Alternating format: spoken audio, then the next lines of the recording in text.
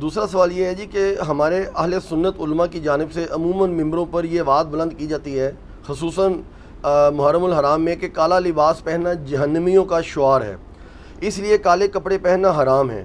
آپ اس حوالے سے کیا فرماتے ہیں؟ اب تو میرا خیال ہے یہ معاملہ بڑا ٹھنڈا ہو چکا ہے ہماری ویڈیوز کی برکت سے، اللہ کا شکر ہے۔ اب تو یہ ایسی باتیں رہی نہیں ہیں کہ کالا لباس جو ہے جہنمیوں کا ہے، یہ تو کسی حدیث میں نہیں ہے، کوئی حدیث ہی نکال کے لے آتے، یہ بزرگوں نے فرمایا ہوا ہے، اور بزرگوں کا بابوں کا دین اور ہے اور کتابوں کا اور۔ ہم نے کئی دفعہ یہ چیز بیان کی ہے کہ اس کو کسی فرقے کے ساتھ منسوب نہ کریں، اور فرقے کی دشمنی آپ کو یہاں تک نہ لے جائے کہ آپ سنت کا مذاق اڑائیں۔ صحیح مسلم میں حدیث ہے کہ اسماء بنت ابی بکر نے نبی الاسلام کی وفات کے بہت عرصے کے بعد ایک دفعہ ایک کالا جبہ نکالا اور کہا کہ یہ نبی الاسلام کا کرتا ہے، کسروانی طیالسی، پرشین امپائر کا کالا جبہ۔ اس کو کالا اس لیے کہا جاتا ہے کہ پرشین امپائر کا جبہ کالا ہوتا تھا، طیالسی، جیسے سندھی اجرک سرخ ہوتی ہے، اس کے ساتھ سرخ رنگ بولنا نہیں ضروری ہوتا۔ سندھی اجرک سے آپ کو یلو یا نیلا نہیں دماغ میں آئے گا، سرخ ہی آئے گا۔ کسروانی طیالسی صحیح مسلم الفاظ نکالا اور کہا کہ یہ نبی الاسلام پہنتے تھے، اس کے بعد حضرت عائشہ کے پاس تھا، ان کی وفات کے وقت میں نے ان سے لے لیا، ہم اس کا دھون مریضوں کو شفا کے لیے پلاتے ہیں۔ ٹھیک ہے، نبی الاسلام کے صحیح تبرکات۔ کالا جبہ، اغلاف کالا کعبہ جو ہے وہ کس کلر کا ہے؟ بلیک۔ تو اس کو میرا خیال سنیوں کو چاہیے وائٹ کروائیں تاکہ شیعہ سے جان چھوٹ جائے۔ اللہ کے گھر کے کپڑے جو ہیں وہ کالے ہیں، یعنی جنمیوں والا لباس ہے نا اللہ تعالیٰ کے گھر کے اوپر، نعوذ باللہ، تو کالا ہے۔ اور غلاف کعبہ اسلام سے بھی پہلے کا چل رہا ہے، نبی اسلام نے اسے انڈورس کیا ہوا ہے۔ غلاف کعبہ اس زمانے میں بھی چڑھتا تھا، صحیح بخاری میں حدیث موجود ہے۔ غلاف کعبہ کالا، نبی اسلام کا کرتا کالا، نبی اسلام کی پگڑی، بخاری مسلم میں آتا ہے کہ نبی اسلام، صحابہ کرام کہتے ہیں جمعے کے دن ہم نے ان کو دیکھا کالی پگڑی پہنی ہوئی تھی، اور صحیح مسلم میں الفاظ ہیں فتح مکہ کے دن نبی اسلام جب مکے میں داخل ہوئے تو کالے کلر کی پگڑی آپ کے سر پہ تھی اور 2 شملے تھے جو آپ نے دائیں بائیں کندھے پہ چھوڑے ہوئے تھے، پگڑی بھی کالی۔ اچھا، کالی کملی سنی ہوئی ہے؟ بے شک۔ تو یہ کالی کملے والے نعت کیوں لکھا ہوا ہے؟ اگر کالا لباس جہنمیوں کا لباس ہے تو نبی الاسلام کی چادر کیوں کالی تھی؟ وہ تو میں نے آپ کو حدیث کے ساتھ سنائی نہیں، صحیح مسلم سے کہ اما عائشہ کہتی ہیں کہ نبی الاسلام نے ایک منقش چادر کالے رنگ کی اوڑھی تھی، حسن ابن علی، حسین ابن علی، فاطمہ اور سیدنا علی رضی اللہ عنہ مجمعین وعلیہم السلام مجمعین کو اپنی چادر کے نیچے لے کے آپ نے کہا انما یرید اللہ لیذھب عنکم الرجس اہل البیت ویطہرکم تطہیرا۔ کہیں اسی بغض کے اندر نہ کہتے ہوں کون؟ یہ کالی چادر کے اندر نبی نہیں، نبی الاسلام پہ صرف ٹکر نہیں لیتے، ابھی تک تو مسلمان اس لیول پہ نہیں گیا۔ انجانے میں ان کو یہ پتہ نہیں ہوتا کہ وہ ٹکر کس سے لے رہے ہیں، جیسا کہ مسلمان جو دن رات جھوٹ بولتا ہے اور قرآن کی تلاوت بھی کرتا ہے، وہ جب وہ قرآن میں پڑھتا ہے لعنت اللہ علی الکاذبین تو خود اپنے اوپر لعنت بھیج رہا ہوتا ہے، لیکن اس کو یہ پتہ نہیں ہوتا کہ وہ اپنے پہ لعنت بھیج رہا ہے، ورنہ تو یہ آیت اسکپ کر دے یا جھوٹ بولنا چھوڑ دے۔ تو یہ انجانے میں کر رہے ہوتے ہیں۔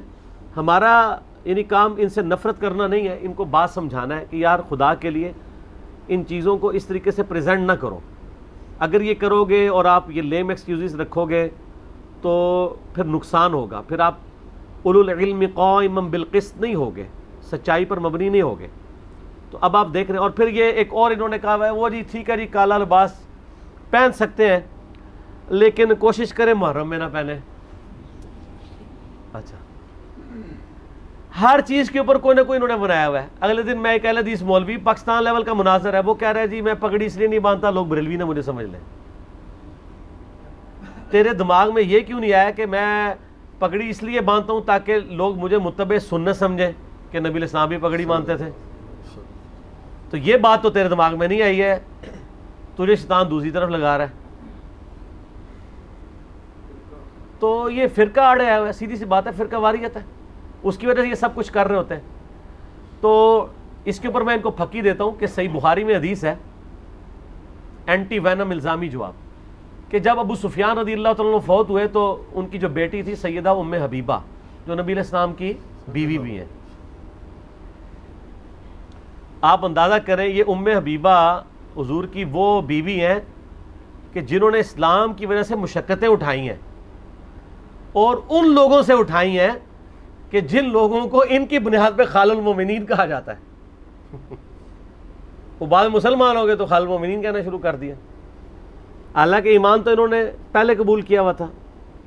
تو ام حبیبہ سلام اللہ علیہا کو جب خبر پہنچی تو انہوں نے 3 دن کے بعد اوپنلی عورتوں کے سامنے خوشبو منگوا کے اپنے جسم پہ ملی. تو عورتوں نے وہی جس طرح ہمارے پنجاب کے آئے ڈی پیڑی ہے تیرا پیو مریا ہے، تو وہ عرب کی عورتوں نے بھی کہا کہ آپ کے تو والد فوت ہوئے ہیں اور آپ خوشبو مل رہی ہیں. تو انہوں نے کہا میں یہ جان بوجھ کے کر رہی ہوں تاکہ تمہیں یہ بتاؤں کہ میں نے نبی علیہ السلام سے سنا تھا کہ جو شخص اللہ اور یوم آخرت پہ ایمان رکھتا ہے، جو عورت، اس میں عورت کے الفاظ، اس کے لیے جائز نہیں کہ 3 دن سے زیادہ کسی میت پہ سوگ کرے سوائے اپنے خاوند کے 4 مہینہ 10 دن. تو چونکہ میرا باپ مرا تھا تو 3 دن کے بعد سوگ ختم. اچھا، سوگ ختم ہونے کے لیے، سوگ کو ختم کرنے کے لیے خوشبو ملنا یہ ضروری تو نہیں تھا. انہوں نے جان بوجھ کے کیا تاکہ ان کے دماغ میں یہ بات ڈالوں کہ تم یہ بت پرستی چھوڑ دو. 3 دن کے بعد سوگ ختم. تو ہم بھی آپ کو کہتے ہیں کہ آپ جان بوجھ کے کالا لباس محرم میں پہنا کریں اور آپ بتایا کریں کہ ہم یہ سنت پہ عمل کر رہے ہیں. دوسری طرف رافضی جو ہے کالا لباس پہن کے محرم میں غلط ایکٹیویٹیز میں انوالو ہیں، اور ہم کالا لباس پہن کے عظمت صحابہ بھی بیان کر رہے ہیں اور شان اہل بیت بھی کر رہے ہیں. تو آپ فرنٹ سے لیڈ کریں، آپ یہ چینل ان کے حوالے کیوں کر رہے ہیں؟ تو یہ کام نہ کریں. ہاں جی، آپ کیا شاہ جی؟ گزارش کرنی چاہیے بھائی، وہ جو تھوڑا سا میں بتا دوں آپ کو، یہ جو روایتیں لاتے ہیں نا اہل سنت کے پاس کچھ بھی نہیں. اہل تشیع کی کتابوں میں البتہ ایسی 2 روایتیں ہیں. ایک تو یہ روایت ہے کہ یہ فرعون کا لباس ہے، دوسرا جرمیوں کا لباس ہے، لیکن اس کی اہل تشیع علماء جو ہے وہ تعویل دوسری کرتے ہیں. تو یہ اہل سنت اہل تشیع سے لیتے ہیں روایت. سر اگر وہ یہ روایتیں صحیح بھی ہوں، پکی دینے کے لیے، نہیں، اگر روایتیں صحیح بھی ہوں کہ جی دوستیوں کا لباس ہے، تو اس سے یہ تو نہیں ثابت ہوگا کہ جو نبی علیہ السلام دنیا میں پہنتے رہے ہیں تو اب یہ حرام ہو گیا. دین کا ثبوت تو نبی علیہ السلام سے. اچھا، میں اس میں آپ بات کرتا ہوں. آگ جو ہے یہ تو دوزخ کی علامت ہے نا، تو آپ روٹی کو آگ پہ پکاتے ہیں، یوز کر رہے ہیں نا. آگ کو ہم نفع مند چیز سمجھتے ہیں نا. اب کوئی آگ پہ پکی چیز کھانا چھوڑ دے کہ چونکہ آگ دوزخیوں والی ہے تو ہم پکی دی تھی شاہ جی. میں آگ دوزخ کی بھی ہو، نفع تو اس سے اٹھائیں گے. سپوز دوستیوں کا لباس کالا بھی ہو، کالے لباس سے آپ دنیا میں تو نفع اٹھائیں گے جب نبی علیہ السلام خود بھی اٹھا رہے ہیں. ٹھیک ہو گیا. شاہ جی پنگا لیتے ہیں تو فائدہ ہو جاتا ہے، کوئی نہ کوئی پھکی کی آمد، نئی پھکی کی آمد ہو جاتی ہے. صلاۃ بر محمد وآل محمد. اللہم صلی علی محمد وعلی آل محمد کما صلیت علی ابراہیم وعلی آل ابراہیم انک حمید مجید. اللہم بارک علی محمد وعلی آل محمد کما بارکت علی ابراہیم وعلی آل ابراہیم انک حمید مجید.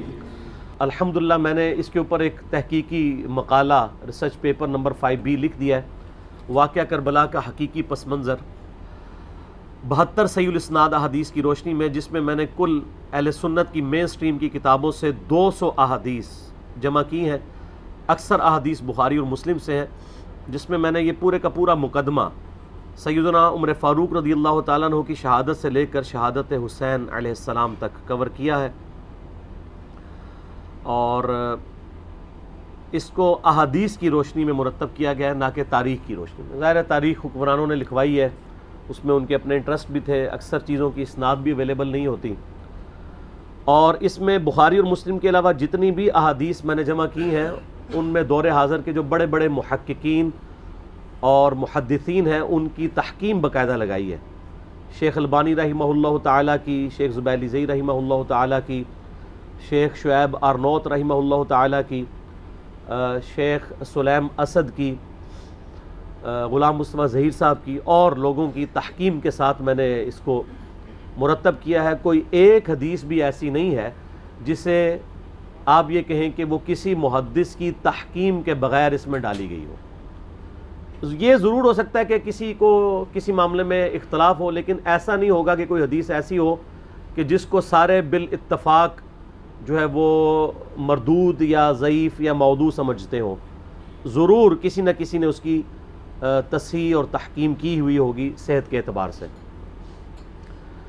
اس کو میں نے سٹارٹ کیا ہے خلفائے راشدین کون سے ہیں، اس سے آغاز کیا ہے اس ریسرچ پیپر کا۔ اس کے بعد پھر میں نے جو جنگ جمل صفین اور نہروان ہوئی، شہادت عثمان والا ایشو ہوا، اس کو کور کیا ہے، صلح حسن کو کور کیا ہے، یزید کی ولی عہدی کو، اور الٹیمیٹلی سیدنا حسین ابن علی رضی اللہ تعالی عنہما وعلیہم السلام کی مظلومانہ شہادت کو صحیح الاسناد احادیث جو اہل سنت کی کتابوں سے ہیں اس سے کور کیا ہے الحمدللہ۔ تو اس لیے آج میں جتنی بھی احادیث بیان کروں گا کوسچنز کے دوران آلموسٹ ساری اس میں اویلیبل ہوں گی۔